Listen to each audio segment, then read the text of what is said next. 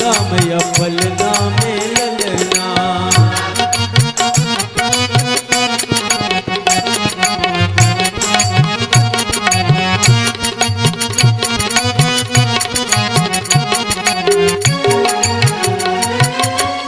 पलना झुलावे और ललना सुलावे, पलना झुलावे और ललना सुलावे, पलना झुलावे और ललना सुलावे, पलना झुलावे और ललना सुलावे, पलना झुलावे और ललना झुलावे, पलना झुलावे और ललना झुलावे, पलना में ललना झुलावे यशोदा मैया पलना में ललना, पलना में ललना झुलावे यशोदा मैया पलना में ललना। सभी गाएं भाव से।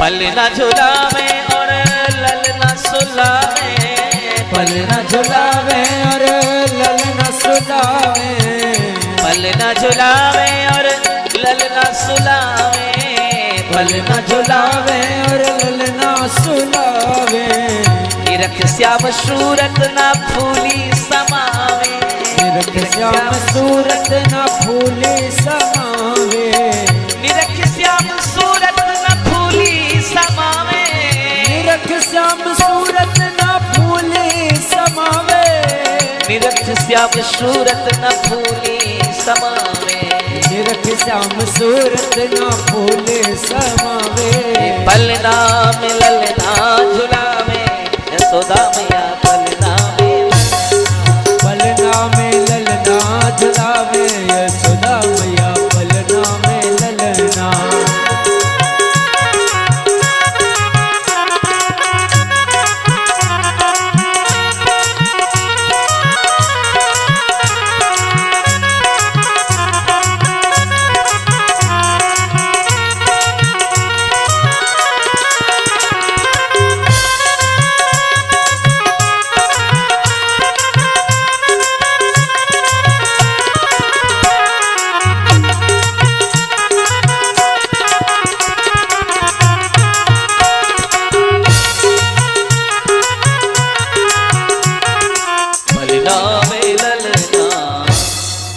भगवान ने सुना कि हमारे ही गीत गाए जा रहे हैं, हमारा ही उत्सव मनाया जा रहा, मुझे ही घर से बाहर कर दिया।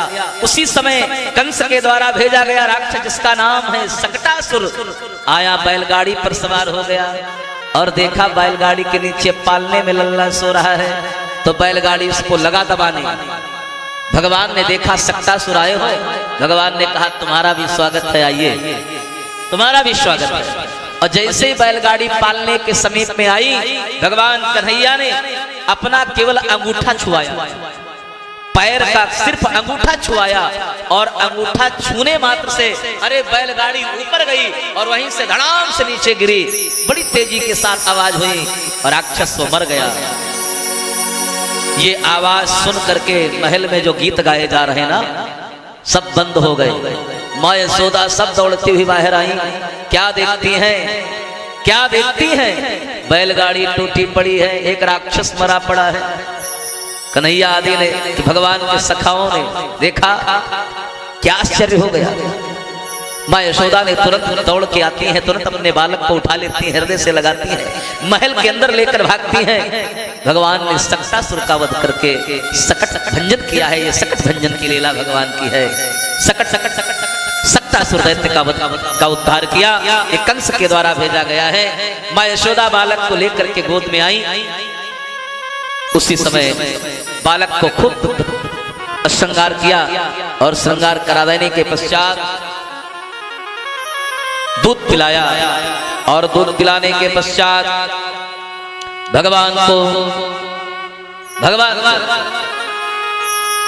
कुछ लगा कि भगवान का वजन आज बढ़ रहा है, तो मैया को लगा कि बालक का वजन बढ़ रहा, वेट बढ़ रहा, तो भैया यशोदा ने नीचे जमीन में लिटा दिया और जमीन में लिटा दिया। उसी समय कंस के द्वारा भेजा गया एक तृणावर्त नाम का दैत्य आया है बवंडर के रूप में, भगवान को उड़ा ले जाना चाहता है। भगवान ने देखा तृणावर्त तुम्हारा भी स्वागत है, और बवंडर के रूप में आया, भगवान को उड़ा कर ले गया। भगवान ने तृणावर्त का मुख को, सर को पकड़ा और एक पत्थर की शिला पर इतनी तेजी से पटकाना कि धड़ाम से ऊपर जाकर नीचे गिरा। तृणावर्त का भी उद्धार कर दिया। और मां यशोदा ने, किसी ने इस लीला को नहीं देख पाई। प्यारे बंधुओं, तबंतरिक्षात् पतितं शिलायां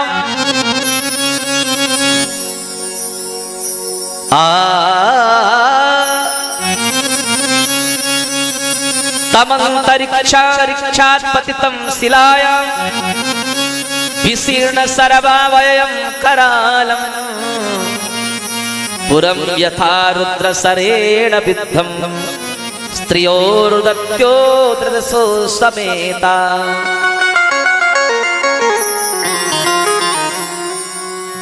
और भगवान ने इस तृणावर्त दैत्य का उद्धार कर दिया।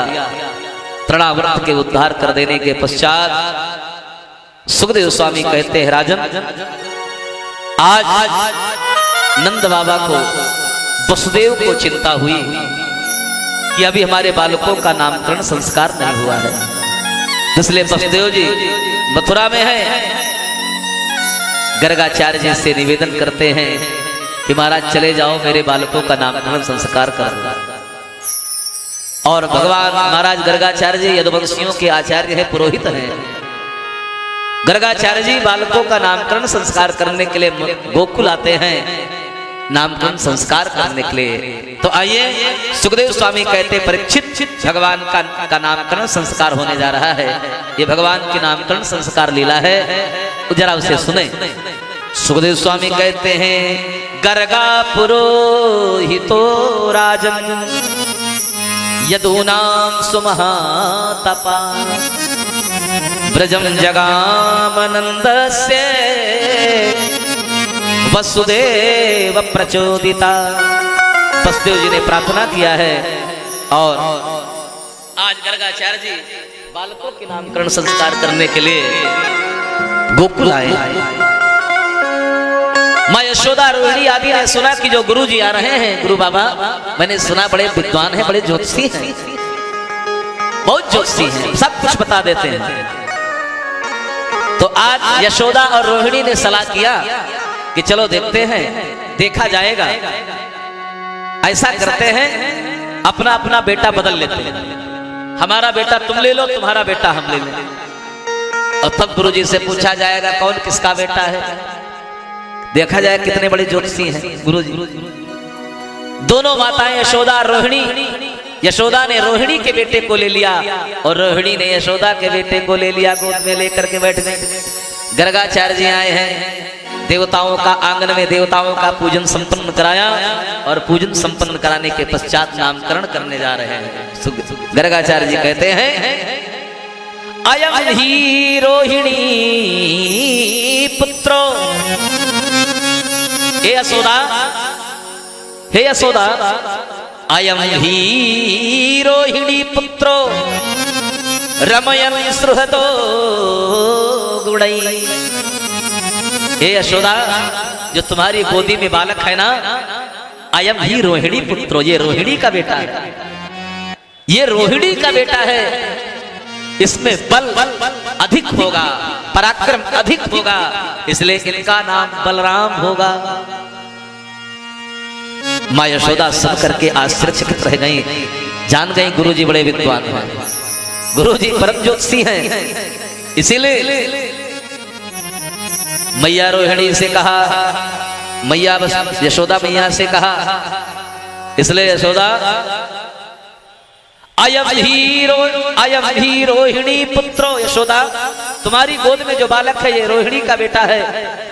और रोहिणी तुम्हारी जो गोद में बालक है यशोदा का बेटा है, इसलिए इनका एक नाम वसुदेव होगा और इनका एक नाम कृष्ण होगा। और बहूनि संति नामानि रूपाणि च सुतस्यते। इनके बहुत नाम होंगे, इनके हजारों नाम होंगे। बहूनि संति नामानि, इसीलिए गोपाल सहस्त्र नाम, विष्णु सहस्त्र नाम, इसलिए इनके नाम अनेक होंगे। और इस प्रकार से बालकों का नामकरण करके गर्गाचार्य जी जाने लगे तो दोनों रानियों ने कहा, महाराज आप क्यों जा रहे हैं? मेरे घर पे ब्राह्मण संत आए, आचार्य आए और मेरे आंगन में उनकी जूठन न गिरे। कहा, महाराज ऐसे आप नहीं जाओगे, बिना भोजन प्रसादी के ही आप जाएंगे, भोजन प्रसादी पाकर के ही जाएंगे। वाकई में वो घर घर नहीं है जिस घर में कभी संत के चरण न पड़े हो, जिस घर में ब्राह्मण के चरण कभी धुले न गए हो, जिस घर में कभी वेद मंत्रों की ध्वनि न गूंजी हो, जिस घर में कभी देवताओं और पितरों के लिए हव्य और कव्य न दिया गया हो, वो कोई घर है? वो घर नहीं है, वो शमशान भूमि है, वो शमशान भूमि है। मैं नहीं कहता हूं, शास्त्रकार कहते हैं, ना विप्रपादोदक कर्दमानि न वेद शास्त्र ध्वनि गर्जितानि स्वाहा स्वधा कार्य विवर्जितानि तो शमशान तुल्यानि गृहाणि तानि। जिस घर में ब्राह्मण के चरण कभी धुले न गए हो, जिस घर में वेद मंत्रों की ध्वनि, कभी सत्यनारायण की कथा न हुई हो, जिस घर में कभी स्वाहा की आवाज न गूंजी हो, पितरों के लिए हव्य न दिया गया हो, वो कोई घर है? वो घर नहीं है, वो शमशान भूमि है, वो शमशान भूमि है। इसलिए कहा गुरुदेव, ये मेरा सौभाग्य है कि आप मेरे घर पधारे हैं और आपकी जूठन मेरे आंगन में न गिरे, इसलिए गुरुदेव भोजन प्रसादी पाकर जाए। गुरुदेव ने कहा, मैं स्वपाकी हूं, अपने हाथ से बनाकर ही पाता हूं, मैं तुम्हारा लोगों का बनाया हुआ भोजन नहीं पाऊंगा। दोनों देवियों ने कहा, महाराज गुरु बाबा हम सारी तैयारी किए दे रहे हैं बाहर की, और आप भोजन सिद्ध कर लें, भोजन सिद्ध करके ही प्रसादी पा करके ही जाएं। दोनों देवियों ने तैयारी किया है। महाराज गर्गाचार्य जी ने बड़ी सुंदर सुंदर पूड़ी बनाई, तस्मै खीर बनाई और थाल में परोस करके भगवान को भोग लगाया, आंखें बंद करके भोग लगाया, पढ़ा मंत्र, त्वदीयं वस्तु गोविंद तुभ्यमेव समर्पये। भगवान से रहा नहीं गया, कन्हैया से। भगवान ने, कन्हैया ने विचार किया कि गर्गाचार्य जी इतने भाव से मुझे बुला रहे हैं भोजन पाने के लिए, मैं न जाऊं? भगवान भैया भैया चल करके आए और गर्गाचार्य जी की थाली में खाने लगे। आंखें खोला, अरे यशोदा तेरे बालक ने मेरे भोजन को जूठा कर दिया, अब नहीं खाऊं, छू लिया, अब नहीं पाऊंगा। दोनों देवियों ने कहा, महाराज गुरुजी नाराज मत हो, छोटा बच्चा है, गलती हो गई, इस भोजन को अलग कर दो। उस भोजन को हटाया, तुरंत चौका लगाया मां यशोदा ने और कहा, महाराज फिर से सिद्ध कर लो, भोजन बना लो, फिर से। गर्गाचार्य जी ने फिर से भोजन सिद्ध किया, बनाया, थाल में परोसा, फिर लगाया भोग, पढ़ा मंत्र। मां यशोदा इस बार भगवान को कोठरी में बंद करके आई थी, कहीं बालक फिर न चला आवे थाली छूले, कोठरी में बंद करके आई। गर्गाचार्य जी ने थाली में परोस कर पढ़े मंत्र, अब की आंखें नहीं बंद किया। एक बार आंखें बंद किया, धोखा खा गए, इस बार आंखें नहीं बंद किया, पढ़ा त्वदीयं वस्तु गोविंद तुभ्यमेव समर्पये। भगवान कोठरी के बाहर से निकल पड़े, चल पड़े। गर्गाचार्य जी ने देखा, भगवान को देखा, कहा प्रभु मुझसे बहुत बड़ा अपराध हुआ, मैंने आपकी जूठन को ठुकरा दिया। पहले भगवान का सिद्धांत है, कोई प्रेम से बुलाए मैं आऊं ना। भगवान का सिद्धांत है, जो प्रेम से बुलाता है भगवान आते हैं, आते हैं। क्योंकि राम ही केवल प्रेम पिया, राम ही केवल प्रेम पिया, जानी ले सो जान निहारा।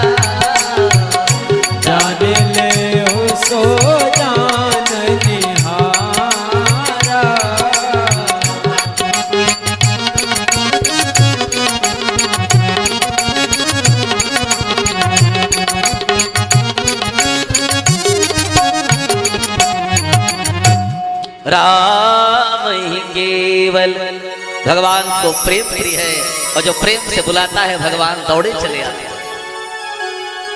भगवान से रहा नहीं जाता है, भगवान दौड़ते हुए आते हैं। एक बार बुला कर देखो तो। और जिसने जो प्रेम को जानता ही नहीं है वो क्या जाने हो। एक बड़ा प्यारा सा भाव है आ रहा है, मुझे दो लाइनें याद आ रही हैं। किसी ने गाया है क्या, जो प्रेम गली में आए नहीं, जो प्रेम गली में आए नहीं, प्रियतम का ठिकाना क्या जाने। जो प्रेम गली में आए नहीं, प्रियतम का ठिकाना क्या जाने। जो प्रेम गली में आए नहीं, प्रियतम का ठिकाना क्या जाने। प्रेम गली में आए नहीं, प्रियतम का ठिकाना क्या जाने।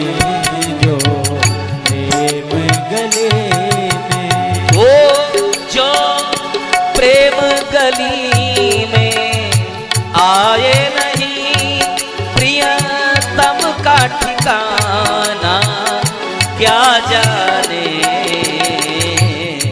जिसने कभी प्रेम किया ही नहीं, जिसने कभी प्रेम किया ही नहीं, वो प्रेम निभाना क्या जाने।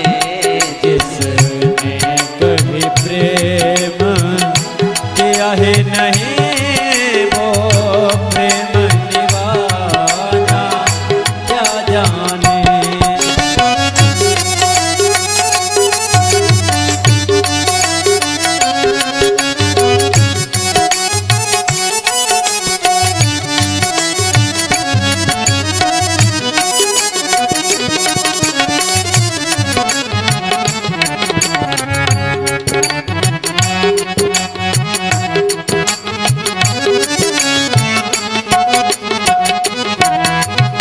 बड़ा प्यारा भाव है।